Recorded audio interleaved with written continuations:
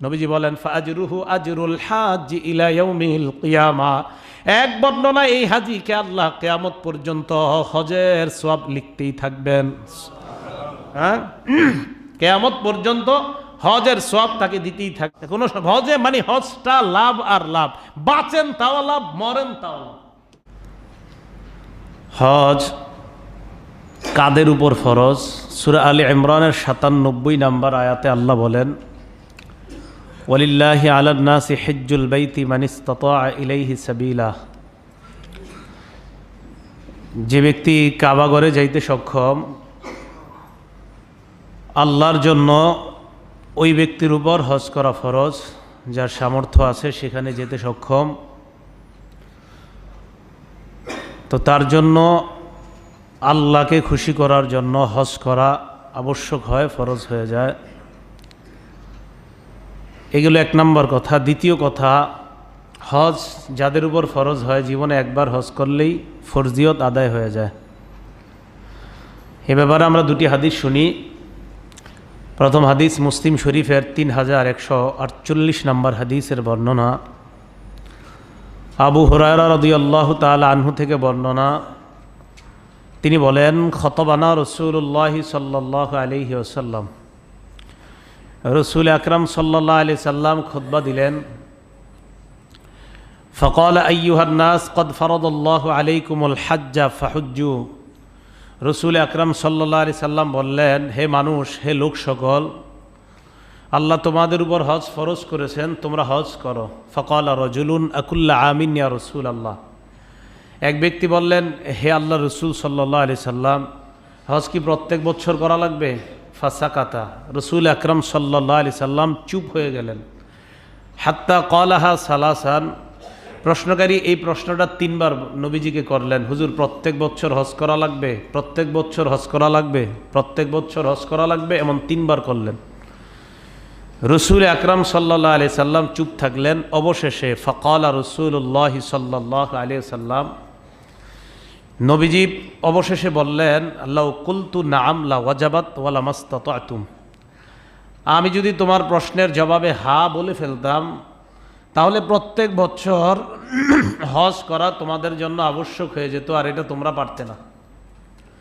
তুমি যে বারবার প্রশ্ন করলা প্রত্যেক বছর হজ ফরজ কিনা, আমি যদি একবার হা বলে ফেলতাম তো প্রত্যেক বছর তোমাদের উপর হজ করা ফরজ হয়ে যেত, আর এটা তোমরা পারতে না, কষ্ট হয়ে যেত।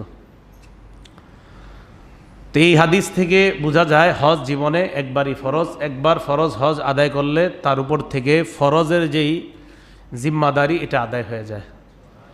এ ব্যাপারে আরেকটি হাদিস আমরা শুনি, ইবনে মাজার 2886 নম্বর হাদিস। হাদিসের বর্ণনাকারী আব্দুল্লাহ ইবনে আব্বাস রাদিয়াল্লাহু তাআলা আনহুমা, তিনি বলেন, আন্নাল আকরা ইবনে হাবিস সাআলা রাসূলুল্লাহ সাল্লাল্লাহু আলাইহি সাল্লাম, নবীজির একজন সাহাবা নাম আকরা ইবনে হাবেস, তিনি রসুল আকরাম সাল্লাল্লাহু আলাইহি সাল্লামকে প্রশ্ন করলেন, আল হাজ্জু ফি কুল্লি সানাতিন আও মাররাতান ওয়াহিদা, হে আল্লাহ রসুল, হজ কি প্রত্যেক বছর নাকি একবার জীবনে? ফাকালা রাসূলুল্লাহ সাল্লাল্লাহু আলাইহি সাল্লাম বাল মাররাতান ওয়াহিদা, নবীজি বললেন হজ জীবনে একবার। নবী এরপরে বললেন ফামানিস্তাতাআ ফাতাতাওউন, এরপরেও যদি কেউ হজ করার সামর্থ্য রাখে আর হজ করে, এটা তার জন্য নফল হবে, এটা তার জন্য নফল হিসাবে গণ্য হবে। বাকি জীবনে হজ ফরজ একবার, এরপরে যতবার করবে এটা তার জন্য নফল হজ হিসাবে গণ্য হবে। এই গেল দ্বিতীয় আলোচনা, যে হজ জীবনে একবার ফরজ। তৃতীয় আলোচনা, হজের সামর্থ্য হয়ে গেলে দেরি না করে খুব তাড়াতাড়ি হজ আদায় করে ফেলা। এ ব্যাপারে আমরা দুটি দৃষ্টান্ত দেখি। 1 নাম্বার ইবনে মাজার 2883 নম্বর হাদিস। এই হাদিসের বর্ণনাকারী আব্দুল্লাহ ইবনে আব্বাস রাদিয়াল্লাহু তাআলা আনহুমা, তিনি বলেন, ক্বালা রাসূলুল্লাহ সাল্লাল্লাহু আলাইহি সাল্লাম, মান আরাদাল হাজ্জা ফালইয়াতাআজ্জাল, যে ব্যক্তি হজের ইচ্ছা করে সে যেন দ্রুত হজ সম্পাদন করে। কেন? নবীজি বলেন, ফাইন্নাহু কদ ইয়ামরাদুল মারিজ, হতে পারে যে ব্যক্তি হজের ইচ্ছা করেছে সে কখন অসুস্থ হয়ে যায় বলা তো যায় না। হজের সামর্থ্য হয়েছে, হজ করে ফেলো। তুমি অসুস্থ হয়ে যেতে পারো, যে আগামী বছর করবো, আগামী বছর যে তুমি সুস্থ থাকবা এটার কি নিশ্চয়তা আছে? ওয়া তাদিল্লুদ্দাল্লাহ। কখনো কখনো প্রয়োজনীয় জিনিস হারিয়ে যায়। তুমি যে টাকা জমা করে রেখেছো এই বছর না পরের বছর, এই বছর না পরের বছর, এটা যে ডাকাতি চুরি হয়ে যাবে না, এটার কি নিশ্চয়তা আছে? ওয়া তারিজুল হাজা। 3 নাম্বার, নবীজি বলেন কখনো কখনো এমন প্রয়োজন উপস্থিত হয়ে যায় যে প্রয়োজনের সময় হজের জমানো টাকাটা শেষ হয়ে যেতে পারে, যার জ্বলন্ত দৃষ্টান্ত গত 2 বছরের করোনা। অনেক মানুষ হজের নিয়ত করেছে, মানুষের বিপদ আপদ দেখা টাকা দিয়ে দিছে, তো এই টাকাটা চলে গেল। তো রসুল আকরাম সাল্লাল্লাহু আলাইহি সাল্লাম বললেন, যে ব্যক্তি হজের ইচ্ছা করে সে ব্যক্তি যেন দ্রুত হজ সম্পাদন করে। করোনা ভাইরাসের কারণে কত মানুষ 3 মাস 4 মাস 5 মাস 7 মাস 8 মাস 10 মাস চাকরি নেই, বেতনও নাই, তো জমানো টাকা শেষ করে ফেলছে। এই জন্য রসুল আকরাম সাল্লাল্লাহু আলাইহি সাল্লাম বললেন, হজ যে ইচ্ছা করে এই ব্যক্তি যেন দ্রুত হজ সম্পাদন করে। দ্বিতীয় দৃষ্টান্তটি সহিহুত তারগীব কিতাবের নাম, হাদিস নাম্বার 1111 নাম্বার হাদিস। আন আব্দুল্লাহ ইবনে আব্বাস রাদিয়াল্লাহু তাআলা আনহুমা তাআজ্জালু ইলাল হাজ্জিয়ানি আল ফরিদা। তিনি বলেন, তোমরা হজ তাড়াতাড়ি আদায় করে ফেলো, অর্থাৎ ফরজ হজ। তাহলে আমরা তৃতীয় যে বিষয়টা শিখলাম, হজ যাদের উপর ফরজ হয়ে যায় দেরি না করে অবিলম্বে হজ আদায় করে ফেলা। দেখেন এখন কতটা কষ্ট হয়ে গেছে। আগে যে সমস্ত হাজি সাহেবরা করোনার কারণে যেতে পারেনি, তারা যাবে, এরপরে নতুন করে হাজি নিবে, যারা হজের ইচ্ছা করে তাদেরকে নিবে। তাহলে কষ্টকর হয়ে গেল বিষয়টা। এ গেল তৃতীয় বিষয়। চতুর্থ বিষয়, হজ যেই ব্যক্তিকে আল্লাহ হজের সামর্থ্য যাকে আল্লাহ দিয়েছে, উনি যদি ইচ্ছা করে বারবার দেরি করে, 1 বছর 2 বছর 3 বছর এইভাবে খালি দেরি করে, তার ব্যাপারে হাদিসে ধমক আসছে, হাদিসে কুদসির মধ্যে। সহিহুত তারগীব কিতাবের নাম, হাদিস নাম্বার 1166 নাম্বার হাদিস। عن أبي سعيد الخدري رضي الله تعالى عنه قال قال رسول الله صلى الله عليه وسلم قال الله عز وجل। আবু সাঈদ খুদরি বলেন, আল্লাহ নবী বলেন, আল্লাহ নবী আল্লাহর পক্ষ থেকে বলেন, এটা হাদিসে কুদসি। আল্লাহ বলেন, ইন্না আবদান কদ সাহহাহতু লাহু জিসমা, এক বান্দার শরীরটা আমি সুস্থ রাখছি, ওয়া ওয়াসসাতু আলাইহি ফিল মাঈশা, তাকে আমি জীবন যাপনের যথেষ্ট পরিমাণ টাকা দিয়েছি। ইয়ামজি আলাইহি খামসাতু আওয়াম, 5 বছর অতিবাহিত হয়ে গেছে, লা ইয়াফিদু ইলাইয়া, এরপরও আমার কাছে আসে না। এক ব্যক্তির শরীরটা সুস্থ রেখেছি, টাকা পয়সাও যথেষ্ট দিয়েছি, 1 বছর 2 বছর এমন 5 বছর হয়ে গেছে, আসে না আমার কাছে। লা মাহরুম, আল্লাহ বলেন ওই ব্যক্তি হতভাগা, বঞ্চিত, মাহরুম, নাউজুবিল্লাহ, লা মাহরুম, সে বঞ্চিত, হতভাগা। যাদেরকে সামর্থ্য দিয়েছে আল্লাহ খুব দ্রুত হজ সম্পাদন করার তৌফিক দান করেন। তাহলে এই হাদিস থেকে আমরা হাদিসে কুদসি থেকে বুঝলাম যে একটা ধমক আসছে এই হাদিসে কুদসির মধ্যে, যে 5 বছর তোমাকে সামর্থ্য দিলাম, আগামী বছর করতে করতে 5 হয়ে গেছে, আসে না, লা মাহরুম, সে বঞ্চিত, তাকে মাহরুম বলছে আল্লাহ। 5 নাম্বার কথা, কাবা শরীফ 2 বার ধ্বংস করা হয়েছে, 3য়বার ধ্বংস করা হয়ে গেলে আর হজ করা যাবে না। সহিহ ইবনে খুজাইমা 2506 নাম্বার হাদিসের বর্ণনা। আন আব্দুল্লাহ ইবনে উমর রাদিয়াল্লাহু তাআলা আনহুমা ইস্তামতিউ বিহাযাল বাইত। আব্দুল্লাহ ইবনে ওমর থেকে বর্ণনা, তিনি বলেন, তাড়াতাড়ি এই ঘরের পবিত্রতা তোমরা অর্জন করো, এই ঘরের বরকত অর্জন করো হজ এবং উমরার মাধ্যমে। ফাকাদ হুদিমা মাররাতাইন, কাবা 2 বার ধ্বংস করা হয়েছে। ওয়া ইরফাউ ফিস সালিসা, 3য়বার ধ্বংস করা হলে কাবা আকাশে উঠায় নেওয়া হবে, আর জমিনে আসবে না। 3 বার ধ্বংস হয়ে গেলে এটা আকাশে উঠিয়ে নেওয়া হবে, তাড়াতাড়ি এটার বরকত হাসিল করো। উঠিয়ে নিয়ে গেলে এটার বরকত আর পাবা না। এই গেল 5 নাম্বার কথা।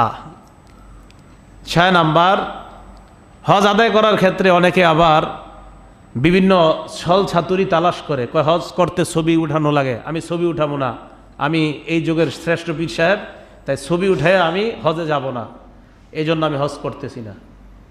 হজে নবীজি ঘোড়া দিয়ে গেছে, উট দিয়ে গেছে, সাহাবারা বাহন দিয়ে গেছে, তাই আমি ওই বাহনের অপেক্ষায় আছি, বাহন দিয়ে যাবো, আমি প্লেন দিয়ে যাবো না, এই একটা বিষয়।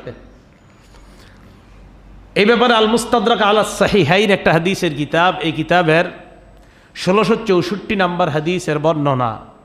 ক্বালা রাসূলুল্লাহ সাল্লাল্লাহু আলাইহি ওয়াসাল্লাম লা সরুরতা ফিল ইসলাম। আল্লাহ নবী বলেন, ইসলামে সন্ন্যাসবাদিতা নাই, ইসলামে বৈরাগ্যতা নাই।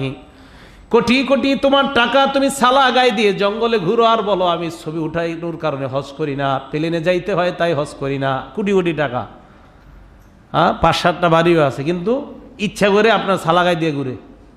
নবীজি বলেন লা সরুরতা ফিল ইসলাম, ইসলামে এগুলো নাই, কোনো অবস্থার নাই। এই জাতীয় সন্ন্যাসবাদিতা বৈরাগ্যতা ইসলামের মধ্যে নাই। আল্লাহ আমাদেরকে হাদিসগুলা বুঝার তৌফিক দান করেন। এখন ছবি উঠায় হজে যেতে হবে, হ্যাঁ অপ্রয়োজনীয় ছবি উঠানো ঠিক না, কিন্তু হজে যাওয়ার ছবি উঠানোটা এটা প্রয়োজনীয়, এটা প্রয়োজন। অপ্রয়োজনে আপনি ওই যে অনর্থক ছবি উঠানো এটা ঠিক না, কিন্তু প্রয়োজন, এটা হজে যাওয়াটা প্রয়োজন, এখানে ছবি উঠাইয়া যেতে হবে আপনার। 7 নাম্বার কথা, হজের বিধানগুলা রাসূল আকরাম সাল্লাল্লাহু আলাইহি সাল্লামের কাছ থেকে শিখে নেওয়া। তো নবী তো নাই, এখন উলামায়ে কেরামের কাছ থেকে শিখে নেওয়া, হজের প্রশিক্ষণ হয় সেখান থেকে শিখে নেওয়া। নাসাই শরীফের 3062 নাম্বার হাদিসের বর্ণনা, ক্বালা রাসূলুল্লাহ সাল্লাল্লাহু আলাইহি ওয়াসাল্লাম খুযু মানাসিকাকুম, তোমরা হজের বিধানগুলা শিখে নাও, হজ কিভাবে আদায় করতে হয় আমাকে দেখে তোমরা শিখে নাও। ফাইন্নী লা আদরি লাআল্লি লা আহাজ্জু বাদা আমি হাযা, আমার জানা নাই হয়তো আগামী বছর আমি আর হজ করতে পারবো না। আল্লাহর পক্ষ থেকে ইশারা পেয়েছে, চলে যাবে দুনিয়া থেকে। তো রাসূল আকরাম সাল্লাল্লাহু আলাইহি সাল্লাম বললেন আমার থেকে শিখে নাও, তাড়াতাড়ি দেখে দেখে শিখো। ফাইন্নী লা আদরি লাআল্লি লা আহাজ্জু বাদা আমি হাযা, এই বছরের পর হয়তো আমি আর হজ করতে পারবো না, ইঙ্গিত হলো হয়তো দুনিয়াতে আর থাকবো না, আমার থেকে যা শিখার শিখে নাও। তো এখন হজের প্রশিক্ষণগুলো যেখানে হয় সেখান থেকে হজের নিয়মাবলী শিখে নেওয়া।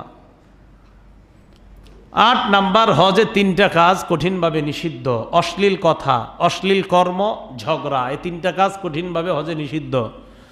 সূরা বাকারার 197 নাম্বার আয়াত, ফামান ফারাদা ফীহিন্নাল হাজ্জা ফালা রাফাথা ওয়ালা ফুসুকা ওয়ালা জিদালা ফিল হাজ। যে ব্যক্তি হজ নিজের উপর আবশ্যক করে নিয়েছে যে হজে যাবে, এ ব্যক্তি অশ্লীল কথা বলবে না, অশ্লীল কর্ম করবে না, ঝগড়া করবে না, এই 3টা কাজ নিষিদ্ধ হজের মধ্যে। 9 নাম্বার, সবচেয়ে উত্তম হজ হলো হজ্জে তামাত্তু। হজ্জে তামাত্তু, ওমরা করা, এরপরে হালাল হওয়া, এরপরে হজ করা। বাংলাদেশ থেকে যে হাজি সাহেবরা ইহরাম বেঁধে যায়, যাওয়ার পর প্রথমে ওমরা করে, প্রথমে কি করে? ওমরা। হাজি ক্যাম্পে গিয়ে অনেক হাজি সাহেবরা জিজ্ঞাসা করবেন কি ব্যাপার, কোথায় যান? হজে যাই। কিসের নিয়ত করছেন? হজের নিয়ত না, এখান থেকে উমরার নিয়তে যেতে হবে। কিসের নিয়ত? হ্যাঁ, এগুলো বারবার বলে। এরপরে কয় এই মিয়া 4.5 লাখ টাকা খরচ করে কি উমরায় যাই? এই তো হজে। আরে হজেই তো যাবেন আপনি, তো প্রথমে এখান থেকে নিয়ত করতে হবে ওমরা, ওমরা গিয়ে সম্পাদন করবেন, এরপরে হজের নিয়ত। কি এটা না? এই হজ ক্যাম্পে এইভাবে শিক্ষা দেওয়া হয়। তা যাই হোক, এগুলো বুঝিয়ে দেওয়া। ওখানে এগুলো বারবার বলা হয় যে সবাই ওমরার নিয়ত করি, এখান থেকে বাংলাদেশ থেকে ওমরার নিয়ত করে আমরা বিমানে উঠবো। তো এই জন্য অনেকে গিয়ে জিজ্ঞাসা করবেন এই মেয়ে এত টাকা পয়সা খরচ করছি কি ওমরা করার জন্য? আর উনি কিন্তু ওমরার ইহরাম যে বাঁধছে ওমরাই করবে গিয়ে। হজ্জে তামাত্তু এটা উত্তম। সহিহ ইবনে হিব্বান 3920 নাম্বার হাদিসের বর্ণনা, ক্বালা রাসূলুল্লাহ সাল্লাল্লাহু আলাইহি ওয়াসাল্লাম, আল্লাহ নবী বলেন ইয়া আলা মুহাম্মদ, হে মুহাম্মদ সাল্লাল্লাহু আলাইহি ওয়াসাল্লামের পরিবার, মান হাজ্জা, যারা হজের ইচ্ছা করবা, ফালইউহিল্লা বিউমরাতিন ফি হাজ্জা, তোমরা হজ্জে তামাত্তুয়ের জন্য ইহরাম বাঁধবা, মানে প্রথমে ওমরা এরপরে হজ। যেটা আমাদের বাংলাদেশে সাধারণত আমরা যে হজটা করি আলহামদুলিল্লাহ এটা হজ্জে তামাত্তু, এবং এটা সহজ, এটা করা কষ্ট করো না, এটা সহজ আদায় করা। এই হজ্জে তামাত্তু এটা হলো উত্তম হজ। এই হজটা আদায় করা আমাদের দেশ থেকে সাধারণত এই হজের নিয়তে সবাই, হজ 3 প্রকার, হজ্জে তামাত্তু, হজ্জে কিরান, হজ্জে ইফরাত। তো আমাদের দেশে যেই এটা হয় এটা হজ্জে তামাত্তু। হজের ফজিলতের ক্ষেত্রে আমরা অনেকগুলো কথা শুনবো। 1 নাম্বার, হজের ফজিলত। বুখারী শরীফের 1521 নাম্বার হাদিসের বর্ণনা, আন আবি হুরায়রা রাদিয়াল্লাহু তাআলা আনহু قال قال رسول الله صلى الله عليه وسلم মান হাজ্জালিল্লাহ ফালাম ইয়ারফুস ওয়ালাম ইয়াফসুক রাজাআ কায়াউমিন ওয়ালাদাতহু উম্মুহু। যেই ব্যক্তি আল্লাহর জন্য হজ করে, হজের মধ্যে অশ্লীল কথা বলে না, অশ্লীল কর্ম করে না, ঝগড়া করে না, এমন হজ আদায় করার পর যেই ব্যক্তি প্রত্যাবর্তন করে, মা সন্তানকে জন্ম দিলে যেমন গুনাহ থাকে না, হাজী সাহেব এমন নিষ্পাপ শিশুর মতো স্বদেশে প্রত্যাবর্তন করে, কোনো গুনাহ থাকে না, একদম জন্মগ্রহণকারী নবজাতকের মতো। এ হলো হজের ফজিলত। দ্বিতীয় কথা, হজ আদায় করলে হজের সাথে সাথে আগের যত গুনাহ সব মাফ হয়ে যায়। তিরমিজি শরীফের 811 নম্বর হাদিস, ক্বালা রাসূলুল্লাহ সাল্লাল্লাহু আলাইহি ওয়াসাল্লাম, মান হাজ্জা ওয়ালাম ইয়ারফুস ওয়ালাম ইয়াফসুক গুফিরা লাহু মা তাকদ্দামা মিন যামবি। আল্লাহ নবী বলেন, যে ব্যক্তি হজ আদায় করে, অশ্লীল কথা বলে না, অশ্লীল কর্ম করে না, এমন হজ, ওই হজ আদায় করার সাথে সাথে তার আগের সব গুনাহগুলো মাফ হয়ে যায়।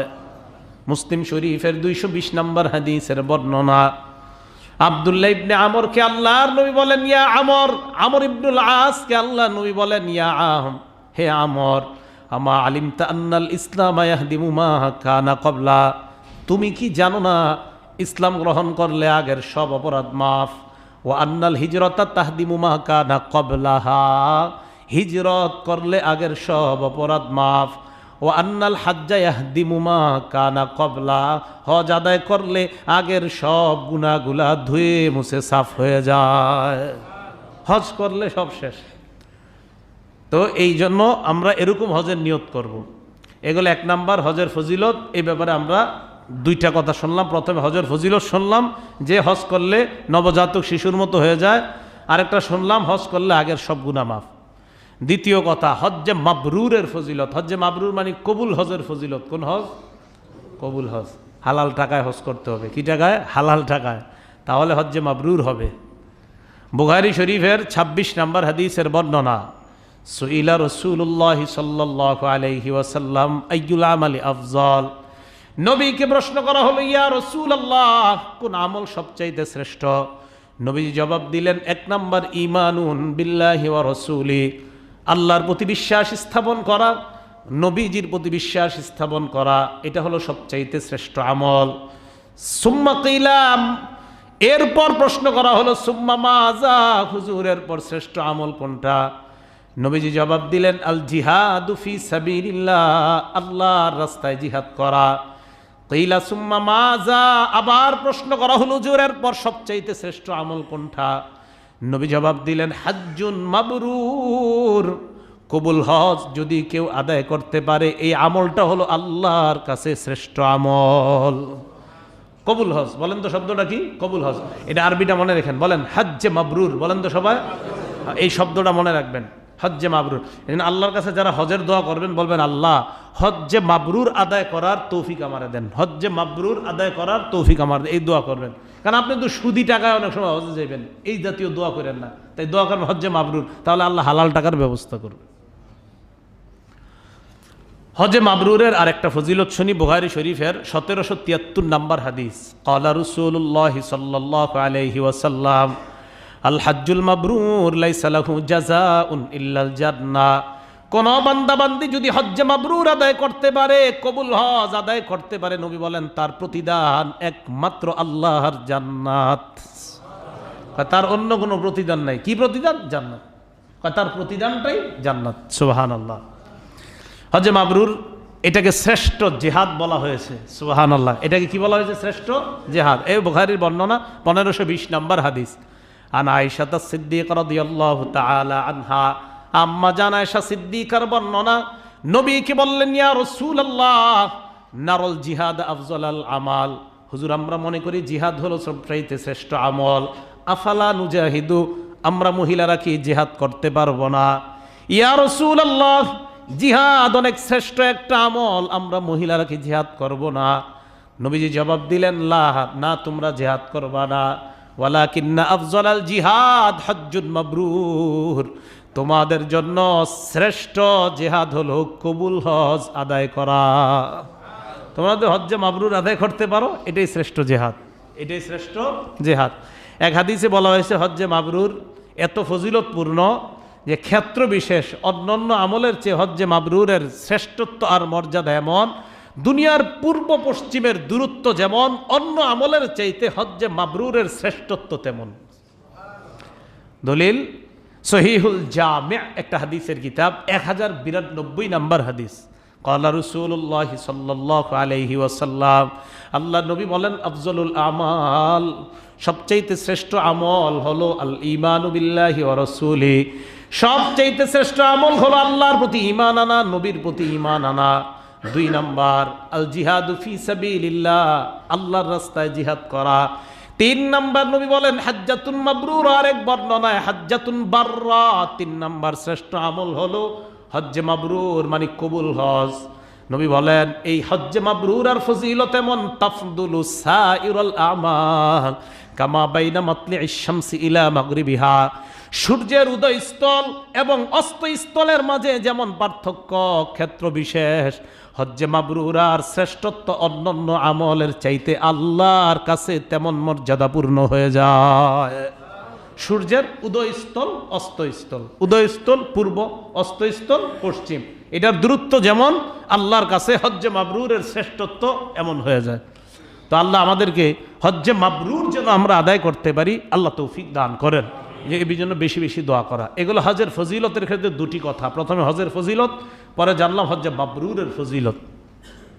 3 নাম্বার কথা, বুড়া মানে বৃদ্ধ, ছোট, নারী, দুর্বল, তাদের জিহাদ হলো হজ এবং উমরা। সুবহানাল্লাহ। নাসাই শরীফের 2626, 2626, 2626, 2626 নম্বর হাদিসের বর্ণনা। ক্বালা রাসূলুল্লাহ সাল্লাল্লাহু আলাইহি ওয়াসাল্লাম, আল্লাহ নবী বলেন জিহাদুল কাবীর ওয়াস সগীর ওয়াদ দাঈফ ওয়াল মারআ আল হজ্জ ওয়াল উমরা। নবীজি বলেন জিহাদুল কাবীর, বৃদ্ধ মানুষের হজ, ওয়াস সগীর, ছোট মানুষের জিহাদ, বৃদ্ধ মানুষের জিহাদ, ছোট মানুষের জিহাদ, ওয়াদ দাঈফ, দুর্বলের জিহাদ, ওয়াল মারআ, নারীর জিহাদ, সাদা দাড়িওয়ালা যারা আছেন আপনাদের জিহাদ, ছোটদের জিহাদ, দুর্বলের জিহাদ, নারীর জিহাদ, আল হজ্জ ওয়াল উমরা, তাদের জিহাদ হলো হজ এবং উমরা করা। এটা করলে তাদেরকে আল্লাহ জিহাদের সওয়াব দান করবেন, এটাই তাদের জিহাদ। আরেকটা বর্ণনা শুনি আমরা, মাজমাউজ জাওয়ায়েদ, লেখকের নাম ইমাম হাইসামি রহমতুল্লাহ আলাই, 3 নম্বর খণ্ড, 209 নম্বর পৃষ্ঠা, হাদিসের বর্ণনা সহিহ। এটার মধ্যে আসছে আনিল হুসাইন ইবনে আলী ইবনে আবি তালিব রাদিয়াল্লাহু তাআলা আন, হুসাইন ইবনে আলী ইবনে আবি তালেবের বর্ণনা, নবীর নাতি হযরতে হুসাইনের বর্ণনা। জাআ রাজুলুন ইলা নবী সাল্লাল্লাহু আলাইহি ওয়াসাল্লাম, এক ব্যক্তি আল্লাহর নবীর কাছে আসলেন, আসার পর বললেন, ইয়া রাসূলুল্লাহ ইন্নী জাবাদ, আমার সাহস কম, ইন্নী দাঈফ, আমি দুর্বল। হুজুর আমি কিভাবে জিহাদের মর্যাদা পাইতে পারি? দুর্বলতার কারণে আমি জিহাদে যেতে পারি না, সাহস কমের কারণে আমি জিহাদে যেতে পারি না।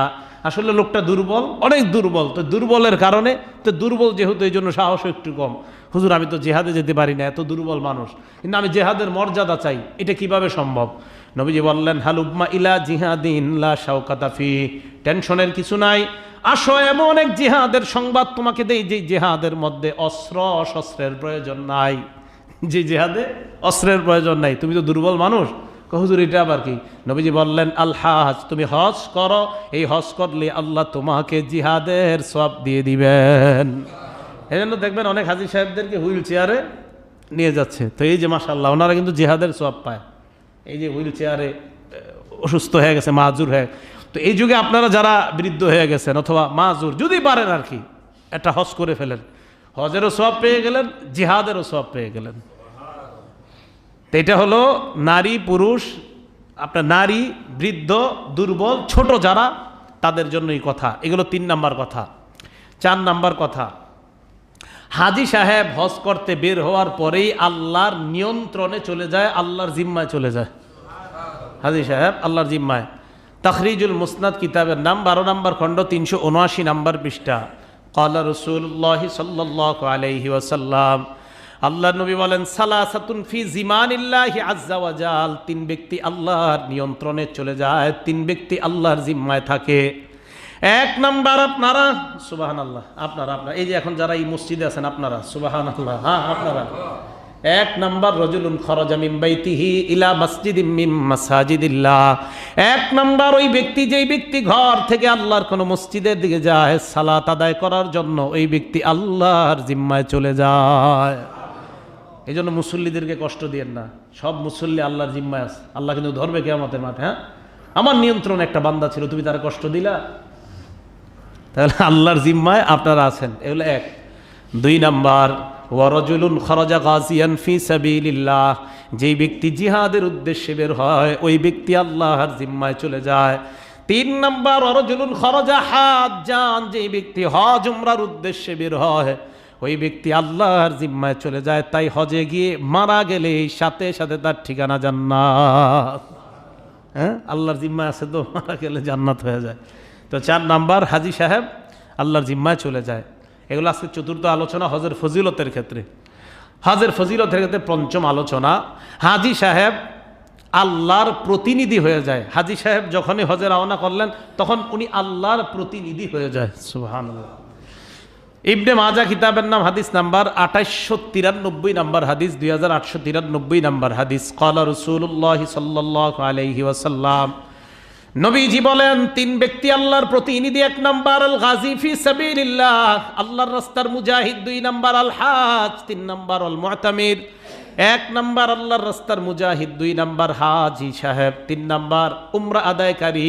এই তিন ব্যক্তি আল্লাহর প্রতিনিধি হয়ে যায়।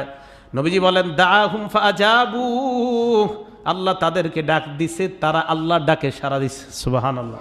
আল্লাহ তাদেরকে ডাক দিছে, তারা আল্লাহর ডাকে সাড়া দিছে। এবার হাদিসের শেষে নবী বলেন যেহেতু আল্লাহর ডাকে তারা সাড়া দিছে, সাআলুহু ফাআতাহুম, এবার তারা আল্লাহর কাছে যা চায় আল্লাহ তাদেরকে তাই দিয়ে দেয়। কি কইছে দেখছেন হাদিসে? আল্লাহ ডাক দিছে, সাড়া দিছে, এবার তারা আল্লাহকে যা বলবে আল্লাহ তাই দিবে তাদেরকে। সাআলুহু ফাআতাহুম। এগুলো 5 নাম্বার কথা, হাজী সাহেব আল্লাহর প্রতিনিধি। হজের ফজিলতের ক্ষেত্রে 6 নাম্বার কথা, হাজী সাহেবকে আল্লাহ মাফ করে, আর হাজী সাহেব যাদের জন্য আল্লাহর কাছে মাফ চায় তাদেরকে আল্লাহ মাফ করে। এই জন্য যারা হজে যায় তাদের কাছ থেকে আতর, তসবি, টুপি, খুরমা খেজুর, আজওয়া খেজুর না চায় বলবেন ভাই আমার জন্য আল্লাহর কাছে দোয়া করেন, আল্লাহ যাতে মাফ করে দেয়। ওইটা তো দিলে ভালো, কিন্তু এটা না চেয়ে বলবেন ভাই আমার জন্য দোয়া করেন, আল্লাহ যেন আমার মাফ করে দেয়। হাজী সাহেবদেরকে যাওয়ার সময় এটা বলে দিবেন। বলবে কি চাও, তোমার জন্য কি আনবো? ছেলেরা চায় আইফোন, মোবাইল ইত্যাদি চায়, এগুলো না চেয়ে বলবেন কি যে আমাদের জন্য দোয়া করবেন, আল্লাহ যেন মাফ করে দেয়। মানে যেটা আল্লাহ নিশ্চিত করে দেয় এটা না চায়, চায় অন্যগুলা যেগুলো টাকা খরচ হবে হাজী সাহেবের।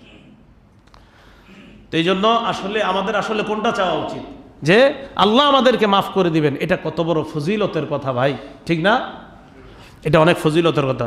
তো ইমাম হাইসামি রহমতুল্লাহ আলাইহির লেখা মাজমাউজ জাওয়ায়েদ 3 নাম্বার খণ্ড 214 নাম্বার পৃষ্ঠা, ক্বালা রাসূলুল্লাহ সাল্লাল্লাহু আলাইহি ওয়াসাল্লাম, আল্লাহর নবী বলেন ইয়াগফিরুল্লাহু লিল হাজ ওয়া লিমান ইস্তাগফারা লাহুল হাজ।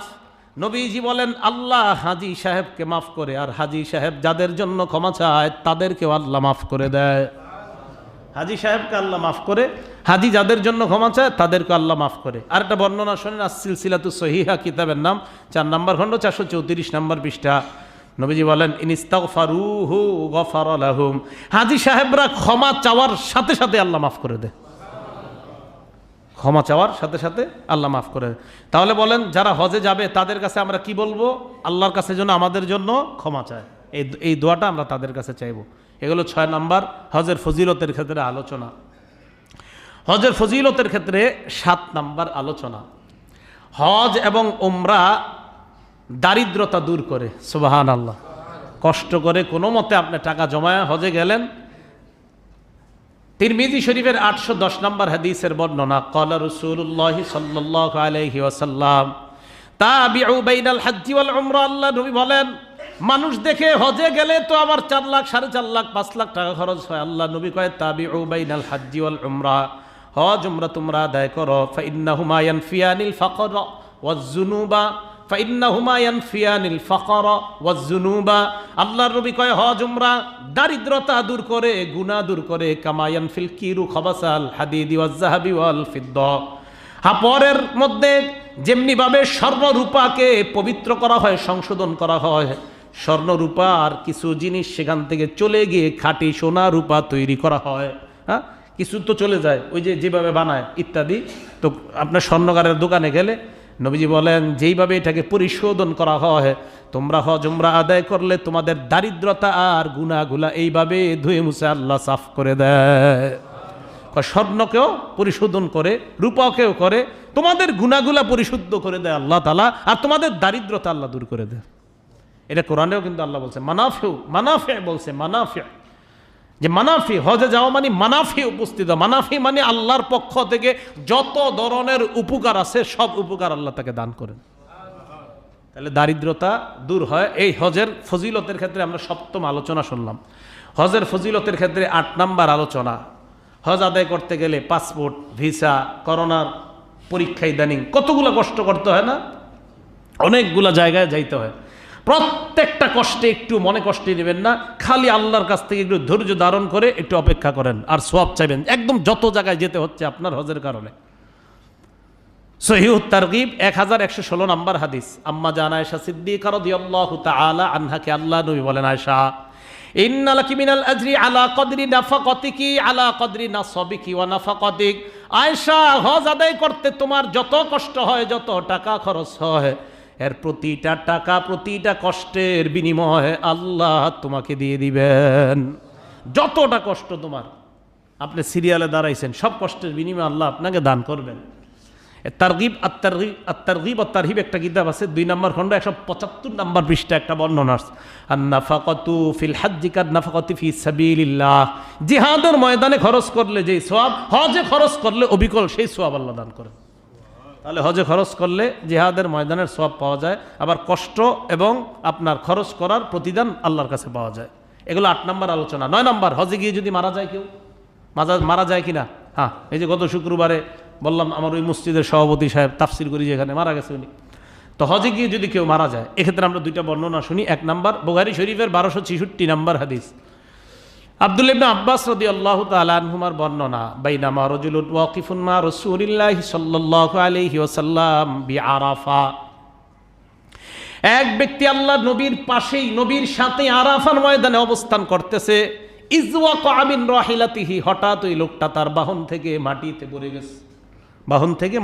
গেছে, ফাকসাতহু, ঘাড় মটকে লোকটা মারা গেছে, ঘাড় মটকে পইরা ঘাড়টা মটকে গেছে, লোকটা মারা গেছে। ফাকালা রাসূলুল্লাহি সাল্লাল্লাহু আলাইহি ওয়াসাল্লাম, আল্লাহ নবী বললেন, ইগসিলুহু বিমাইন ওয়া সিদরিন, তাকে বরই পাতা এবং পানি দিয়ে গোসল করাও। ওয়াকাফিনুহু ফি সাওবাইনি, তাকে 2টা কাপড়ের মধ্যে কাফন দাও। বলেন তো পুরুষকে কাফন দেয় কয় কাপড়ে? ওই হাজিকে কয় কাপড়ে কাফন দিতে বললেন? 2টা। এরপর নবী বললেন, ওয়ালা তুহান্নিতুহু, তার শরীরে কোনো সুগন্ধি লাগাইবা না। আমরা মৃত ব্যক্তিরে সুগন্ধি লাগাই দিই না? 3 নাম্বার, ওয়ালা তুখাম্মিরু রাসাহু, তার মাথা ঢাকবা না। বলেন তো আমরা লাশের মাথা ঢাকি কি ঢাকি না?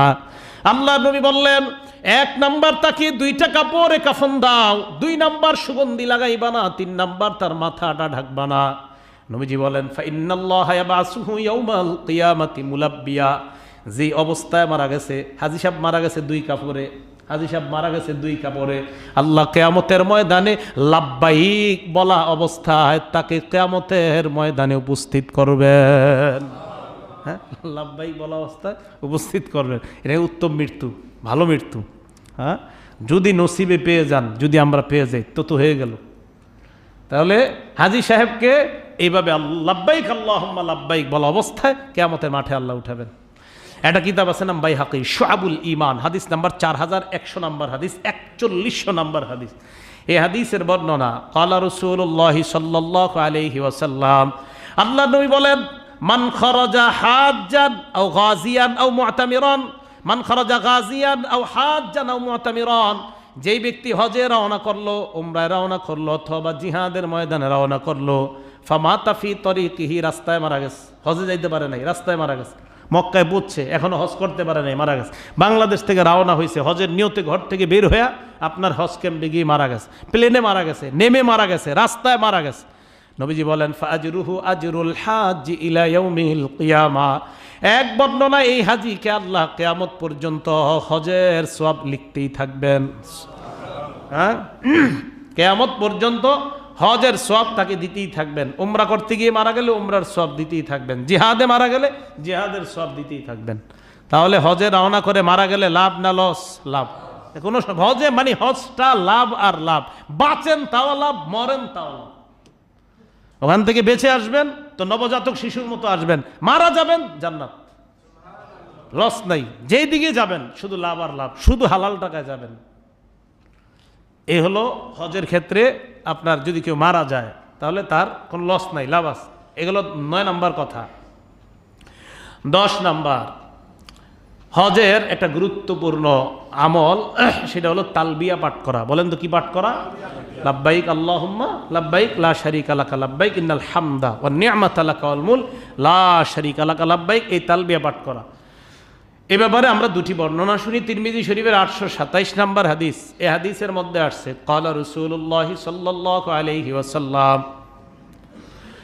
আল্লাহ নবী বলেন, যে ব্যক্তি হজে যায়, হজে যাওয়ার পর তালবিয়া পাঠ করে মানে লাব্বাইক আল্লাহুম্মা লাব্বাইক, এই তালবিয়া পাঠ করে। তো তালবিয়া যে ব্যক্তি পাঠ করে, লাব্বাইক আল্লাহুম্মা লাব্বাইক, এটা যে ব্যক্তি পাঠ করে, এটা হলো একটা বর্ণনা। পরের বর্ণনাতে দেখেন কি বলছে, 828 নম্বর হাদিস, এটা হলো 828 নম্বর হাদিসে বলছে, মা মিন মুসলিমিন ইউলাব্বি ইল্লা লাব্বা মান আন ইয়ামিনিহি আও আন শিমালিহি ওয়া আন শিমালিহি। কোন ব্যক্তি যখন লাব্বাইক আল্লাহুম্মা লাব্বাইক বলে, তার ডানে তার বামে, মিন হাজারিন যত পাথর, মিন শাজারিন যত গাছ, মিন মাদারিন তৃণলতা মাটি যা আছে সব লাব্বাইক বলতে থাকে। যে ব্যক্তি লাব্বাইক বলে, গাছ পাথর মাটি যা আছে তৃণলতা সবাই লাব্বাইক বলতে থাকে, তাহলে তালবিয়া পাঠ করা এটার খুব ফজিলত। এগুলো 10 নম্বর কথা। 11 নম্বর, তালবিয়া একটু জোরে পাঠ করবে। তালবিয়া একটু জোরে পাঠ করবে। ও আচ্ছা, নবীজি সাল্লাল্লাহু আলাইহি সাল্লামকে প্রশ্ন করা হলো, ইয়া রাসূলুল্লাহ, কোন হজ শ্রেষ্ঠ? নবীজি বললেন, আল আজ্জু ওয়াস সাজ্জু। বলেন তো দুইটা শব্দ, আল আজ্জু ওয়াস সাজ্জু। আল আজ্জু মানে লাব্বাইক আল্লাহুম্মা লাব্বাইক বলা, ওয়াস সাজ্জু মানে হজে কোরবানি করা। আমাদের নবীজি দেখছেন কি সুন্দর ভাষাবিদ ছিলেন নবীজি মাত্র 2টা শব্দ বলছে, আর আমরা কত ব্যাখ্যা করি এগুলার। এই জন্য তো আমাদের নবী শব্দ একটা বলবে, এটা দিয়ে 1000 পৃষ্ঠা তৈরি হয়ে যাবে। সুবহানাল্লাহ। নবীকে প্রশ্ন করা হলো কোন হজ শ্রেষ্ঠ, আমাদের নবীজি জবাব দিলেন আল আজ্জু ওয়াস সাজ্জু। আমার যদি আপনারা প্রশ্ন করতেন, এটা বলার পরে আপনাকে বুঝাইতে একদিন লাগতো আমার, অথচ আমার নবী কত সুন্দরভাবে জবাব দিয়ে দিলেন, আল আজ্জু ওয়াস সাজ্জু। আজ্জুন মানে কি? জোরে তালবিয়া পাঠ করা হজে, সাজ্জুন মানে হজে কোরবানি করা, ওই হজ শ্রেষ্ঠ হজ। সুবহানাল্লাহ। এটা তিরমিজির 827 নম্বর হাদিস। আর 828 তো বললাম, ডানে বামে যত গাছ ইত্যাদি এগুলা তালবিয়া পাঠ করে। 11 নম্বর কথা, তালবিয়া একটু জোরে পাঠ করা। তালবিয়া জোরে পাঠ করা দলিল তিরমিজি শরীফের 829 নম্বর হাদিস, ক্বালা রাসূলুল্লাহ সাল্লাল্লাহু আলাইহি ওয়াসাল্লাম, আল্লাহ নবী কয়, আতানি জিবরাইল আমার কাছে আসছে। আমার কাছে আসার পর আমারনি আন আমুরা আসহাবি আইয়ারফাউ আসওয়াতাহুম বিল ইহলালি ওয়াত তালবিয়া, আমাকে বলছে আমি যেন আমার সাহাবাদেরকে আদেশ করি, তারা যখন তালবিয়া পাঠ করে আর লা ইলাহা ইল্লাল্লাহ বলে, তারা যেন জোরে আওয়াজ করে বলে লা ইলাহা ইল্লাল্লাহ, তালবিয়া এগুলা যেন জোরে আওয়াজ করে পড়ে, আমার সাহাবাদেরকে আদেশ করার জন্য বলছে। তাহলে তালবিয়া একটু জোরে পাঠ করা, এগুলো 11 নম্বর কথা। 12 নম্বর, তওয়াফ করা। হজের একটা ইবাদত আছে না, তওয়াফ করা, এটা গুরুত্বপূর্ণ একটা ইবাদত হজে। তওয়াফ করা এটা অনেক ফজিলত, তওয়াফ করা। ক্বালা রাসূলুল্লাহ সাল্লাল্লাহু আলাইহি ওয়াসাল্লাম, তিরমিজি শরীফের বর্ণনা 959, কত হয়? 959। নবীজি বলেন, মান তাফা হাদাল বাইত উসবুআন ফাহসা, যে ব্যক্তি এই ঘরে 7টা তওয়াফ করে, কানা কাইতকি রাকাবা, গোলাম আজাদ। ওই যুগে গোলাম আজাদ অনেক দামি কাজ, গোলাম আজাদের সওয়াব পেয়ে যায়। এরপরে নবী বলেন, লা ইয়াদউ কদামা, ওই ব্যক্তি একটা পা ফালায়, ওয়ালা ইয়ারফাউল উখরা, আরেকটা পা উঠায়, ইল্লা হাত্তাল্লাহু আনহু বিহা খাতিয়া, সাথে সাথে খালি গুনাহ মাফ হইতে থাকে। পা উঠায়, পা নামায়, গুনাহ মাফ হইতে থাকে। ও কাতাবা লাহু বিহা হাসানা, আর আল্লাহ শুধু সওয়াব লিখতেই থাকে। সুবহান। একদিক দিয়ে গুনাহ মাফ হয়, আর আল্লাহর যারা লেখক আছে এরা খালি লিখতেই থাকে, লেখো সওয়াব লেখো। গুনাহ তো একদিক দিয়ে মাফ হচ্ছে, আরেক দিক দিয়ে সওয়াব লিখতে থাকে। তওয়াফ করার ফজিলত। আচ্ছা, তওয়াফ করার আরেকটা ফজিলত শোনেন, কিতাবের নাম আত-তারগীব ওয়াত তারহিব, 2 নম্বর খণ্ড, 186 নম্বর পৃষ্ঠা। ক্বালা রাসূলুল্লাহ সাল্লাল্লাহু আলাইহি ওয়াসাল্লাম, আল্লাহ নবী বলেন, ইউনজিলুল্লাহ, আল্লাহ নাজিল করে, আলা হুজ্জাজি বাইতিহিল আর হারাম, যারা হজ করে তাদের উপরে আল্লাহ প্রতিদিন নাজিল করে ইশরিনা ওয়া মিআতা রহমা, 120টা রহমত। কটা রহমত? আল্লাহ স্পেশাল ভাবে যারা ওই ঘর তওয়াফ করে হজ করে তাদের জন্য কয়টা রহমত নাজিল করে? 120টা। সিত্তিনা লিত্তাইফিন, 60টা শুধু তওয়াফকারীদের জন্য। তওয়াফ যারা করে তাদের জন্য কয়টা? আর রইল কয়টা? ওয়া আরবাঈনা লিল মুসাল্লিন, 40টা যারা নামাজ পড়ে তাদের জন্য। ঘরের সামনে যারা নামাজ পড়ে তাদের জন্য 40টা, রইল কয়টা? 20টা। এখন আপনি ক্লান্ত, ভাল লাগতেছে না, বৈশা শুধু কাবা ঘরের দিকে শুধু এমনি তাকায় রইছেন। ওয়াইশরিনা লিন নাজিরিন, নবী বলেন শুধু তাকায় থাকলেও 20টা রহমত। হ্যাঁ, এইভাবে শুধু তাকায় রইছেন কাবা ঘরের দিকে, 20টা রহমত। টেলিভিশনে তাকাইলে হবে না, কিন্তু সেখানে গিয়ে তাকাইতে, ঘরে আবার টানায় তাকায় না। আমাদের দেশে তখন কাবা শরীফ বানায় তওয়াফ শুরু হয়েছিল, আল্লাহ ফিতনা রহিত করছে, আবার কবে আসে আল্লাহ জানে। তো যাই হোক, এগুলো কিন্তু এই দেশে আপনি এমনি তাকায় থাকবেন আর ফজিলত হবে এরকম না বিষয়টা। এ হলো তওয়াফের ফজিলত। 13 নাম্বার, এটা গেল তওয়াফ। 13 নাম্বার, হজে যাওয়ার পর আরেকটা কাজ করে, বলেন তো কি? তওয়াফের সময় আরেকটা কি কাজ আছে? পাথর চুমা দেওয়া, হজরে আসওয়াদ চুমা দেওয়া। হজরে আসওয়াদ চুমা দিতে পারলে দিবে চুমা, যদি আপনার কাউকে কষ্ট না দিয়ে চুমা দিতে পারে দিবে, না পারলে চুমা দেওয়া দরকার না, খালি স্পর্শ করবে। আরেক হাজিরে কষ্ট দিয়ে চুমা দিতে গেলে এটা ঠিক হবে না, আরেক হাজি কষ্ট হয় চুমা দিতে গেলে এটা দরকার নাই। আপনি বারবার চক্কর দিবেন চুমা দেওয়ার জন্য, কিন্তু অন্য হাজি কষ্ট পাবে, তা দরকার নাই, বাস শুধু স্পর্শ করলেই হবে। হ্যাঁ, চেষ্টা তো থাকবে আপনি চুমা দেওয়ার। ইবনে মাজাহ 2944 নম্বর হাদিস, ক্বালা রাসূলুল্লাহ সাল্লাল্লাহু আলাইহি ওয়াসাল্লাম লা ইয়াতিয়ান্না হাযাল হাজারু ইয়াওমাল কিয়ামাহ, কিয়ামতের ময়দানে এই পাথরটা আল্লাহ উপস্থিত করবেন। সুবহানাল্লাহ, এই পাথর, এই কালো পাথর। ওয়ালাহু আইনান, আল্লাহ 2টা চোখ দিবে। সুবহানাল্লাহ। ইউবসিরু বিহিমা, এই পাথর 2 চোখ দিয়ে দেখবে। ওয়ালিসানুন ইয়ানতিকু বিহি, আল্লাহ জবান দিবে, এই জবান দিয়ে কথা বলবে। ওয়ায়াশহাদু আলা মান ইয়াসতালিমুহু বিহাক্কিন, আল্লাহর কাছে সাক্ষী দিবে, আল্লাহ আমারে চুমা দিছিল, আপনি মাফ করে দেন। সুবহানাল্লাহ, সাক্ষী। তাহলে হজরে আসওয়াদ চুমা দেওয়ার ফজিলত। হজরে আসওয়াদের কোনো একক ক্ষমতা না, এটা আল্লাহর পক্ষ থেকে এই ফজিলতটা, এটা মাথায় রাখতে হবে, আল্লাহর পক্ষ থেকে ফজিলত। বুখারীর বর্ণনা দ্বারা বোঝা যায়, ওমর ইবনুল খাত্তাব পাথরকে লক্ষ্য করে বলছে, পাথর তোমার মধ্যে উপকার ক্ষতি করার ক্ষমতা নাই, কিন্তু মনে রাখবা নবী তোমারে চুমা দিছে, তাই আমি ওমর তোমাকে চুমা দিচ্ছি। এর মানে তুমি যে খুব নিজস্ব কোনো গুণাগুণ রাখো এমন না, নবী চুমা দিছে তাই দিচ্ছি। হ্যাঁ, আল্লাহ তোমার মাধ্যমে যদি উপকার করবে, তো কিয়ামতের ময়দানে আল্লাহ চোখ দিবে, কিয়ামতের ময়দানে আল্লাহ জবান দিবে, আর কিয়ামতের ময়দানে আল্লাহর দরবারে সে সাক্ষী দিবে। এই সাক্ষী দেওয়ার ক্ষমতা আল্লাহ দান করবেন, এই বিশ্বাস রাখতে হবে। পাথরের একক কোনো ক্ষমতা নাই, এটা বুখারীর বর্ণনা দ্বারা বোঝা যায়। 14 নাম্বার, আরাফার ফজিলত, আরাফায় অবস্থানের ফজিলত। নাসাই শরীফের 3003 নাম্বার বর্ণনা, 3003, 3003, 3003 কত হয়? 3003। তো এই আরাফার ময়দানে ইন্নাহু লায়াদনু, আল্লাহ একদম কাছাকাছি হয়ে যায় হাজী সাহেবদের। সুবহানাল্লাহ। ওয়ায়ুবাহি বিহিমুল মালাইকা, আল্লাহ ফেরেশতাদের সাথে তাদেরকে নিয়ে গর্ব করতে থাকে। এ দেখো, আমারে সাড়া দেওয়ার জন্য আসছে। কেন? তো আসছে, আমি বলছি আসছে। প্রশ্ন হইতে পারে, হুজুর টাকা খরচ করে কাবার সামনে বসে রইলাম, টাকায় রইলাম, মাফ হবে? হ্যাঁ, বাস আল্লাহ বলছে যাইতে যাব, সেখানে গিয়ে কোনো বিবেক খাটানো লাগবে না। প্রশ্ন উঠায় বারবার যে সৌদিরে এরকম কোটিপতি বানাই দিতেছি আমরা, এই হজ করতে করতে, এগুলো আল্লাহ বলছে যেতে যাবে মুসলমান, ঠিক না কথাটা? আল্লাহ বলছে যাইতে, মুসলমানদের যেই কোনো ইবাদতের ক্ষেত্রে প্রথম বিশ্বাস, আমার আল্লাহ বলছে এই হুকুম পালন করতে করব, এখানে কোনো যুক্তি খাটানো যাবে না, ব্যাস। 15 নাম্বার কথা, 9 জিলহজের রোজা। কবের রোজা? মানে আগামীকালকার রোজা, 9 জিলহজের রোজা। সিয়ামু ইয়াউমি আরাফা, মুসলিম শরীফ 2636 নাম্বার হাদিস। আরাফার দিনের রোজার ব্যাপারে নবীজি সাল্লাল্লাহু আলাইহি সাল্লাম বলেন, আহতাসিবু আলাল্লাহ আইয়ুকাফিরাস সানাতাল্লাতী ক্বাবলাহ ওয়াস সানাতাল্লাতী বা'দাহ। 9 জিলহজের রোজা যদি কেউ রাখে, সিয়ামু ইয়াউমি আরাফা, আরাফার দিনের রোজা দ্বারা উদ্দেশ্য 9 জিলহজি। কেন? অন্যান্য বর্ণনা আছে, হযরত আলী আরাফার দিন তাকবীরে তাশরিক শুরু করতেন। তো আমরা আজকে থেকে শুরু করছি নাকি? বললেন না কেন? আজকে তাকবীরে তাশরিক শুরু করছেন, কবে শুরু করবেন? তো এখানে তো আরাফার শব্দ আসছে, হযরত আলী আরাফার দিন থেকে তাকবীরে তাশরিক পড়তেন, তাহলে উদ্দেশ্য 9 জিলহজ। আব্দুল্লাহ ইবনে মাসউদ আরাফার দিন থেকে তাকবীরে তাশরিক পড়তেন, তো আজকে থেকে শুরু করতেন, উদ্দেশ্য 9 জিলহজ। এই জন্য 9 জিলহজ উদ্দেশ্য। মতভেদ আছে, কেউ বলেন আরাফার দিন দ্বারা, আরাফার দিনই উদ্দেশ্য, তো তাদেরকে আবার খণ্ডন করে, তাহলে পরের দিন তো কোরবানি করতে হবে। কালকে তো আমরা কোরবানি করবো না, কালকে কোরবানি করবেন নাকি? না। তো যাই হোক, তো এই ক্ষেত্রে আবার যদি কোন হুজুর আমি ঝগড়ামুক্ত থাকতে পারবো কিভাবে, তা আপনি 9টা রোজা রাখেন, তাহলে আর কোনো ঝগড়া দরকার নেই। শুরু থেকে রাখতে থাকেন, খালি রাখবেন, যত রাখবেন তত ফজিলত। আজকে যারা রাখছেন মাশাআল্লাহ, তো কালকেও রাখবেন, কালকেটা মিস দিবেন না, কালকেও মিস দিবেন না, কারণ আমাদের কোরবানি পরশু দিন, এটাই চূড়ান্ত সত্য কথা। কোরবানির আগের দিনকে বলা হয় 9 জিলহজ, কোরবানির দিনকে বলা হয় 10ই জিলহজ। তো 9 জিলহজ রোজা রাখার ফজিলত, আগের 1 বছরের গুনাহ এবং পরবর্তী 1 বছরের গুনাহ আল্লাহ মাফ করে দেয়। আজকে যারা রাখছেন, আগামীকাল অবশ্যই ইনশাল্লাহ রাখবেন বাংলাদেশিরা, যদি আপনার এই ফজিলত চান। আল্লাহ পাক রব্বুল আলামিন আমাদের সকলকে হজের ব্যাপারে সংক্ষিপ্তভাবে, আশা করি আপনাদের সামনে, যদিও সংক্ষিপ্ত আলোচনা হয়েছে, একটা ধারণা হয়েছে যে হজ করা দরকার, টাকা দিলে দেরি না করাই উচিত, বরং দ্রুত আমাদের হজ সম্পাদন করা দরকার।